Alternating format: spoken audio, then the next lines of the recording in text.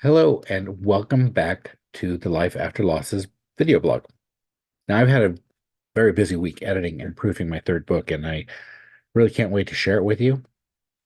But for now, let's welcome just to entry 169, practice being an expert. So, how do you get to Carnegie Hall?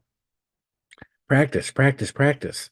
I searched for the source of this, but it's attributed to several people, so it's hard to tell who said it first.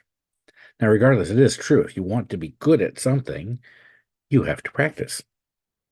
Now, in order for me to become a certified project management professional, for example, I needed to have over 5 years experience leading projects, documenting over 7,500 hours of projects.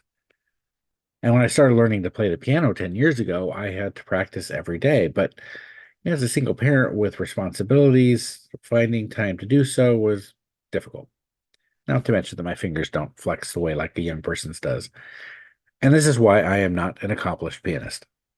I wasn't able to fully practice. And as I did last year, there's a link below. This year, I'm participating in a musical cabaret style production, and I've been rehearsing both at the theater and at home. Tonight starts Tech Week, actually, which has its own unique challenges leading up to the performances next weekend.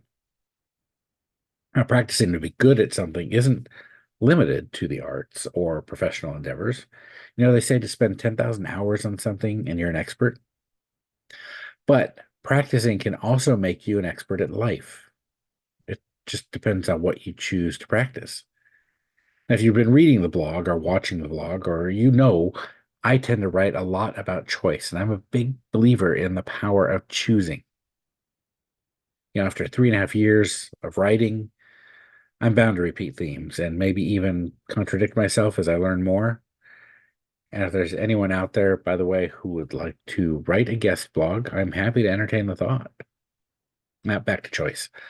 By choosing to spend my time practicing something, I'm also choosing either to become good at something or not.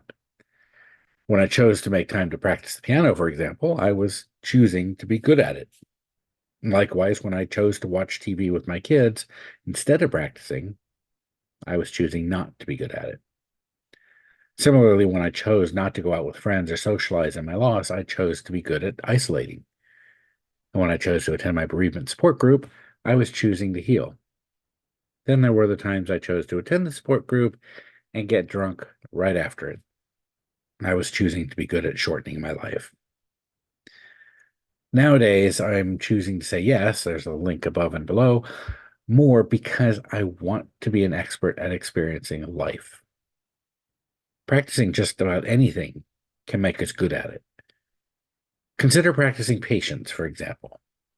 Learning to wait patiently gives us an opportunity for reflection. Practicing active listening enhances our relationships with others. Practicing mindfulness connects us to the present.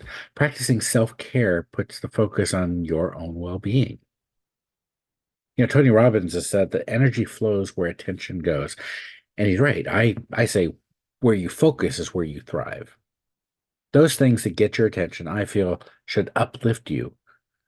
They should give you hope and insight into the beauty of the world, even if it feels like it's crashing down around you. So my advice is simple: practice gratitude, practice living, practice underwater basket weaving, practice something that brings you joy. Practice, practice, practice.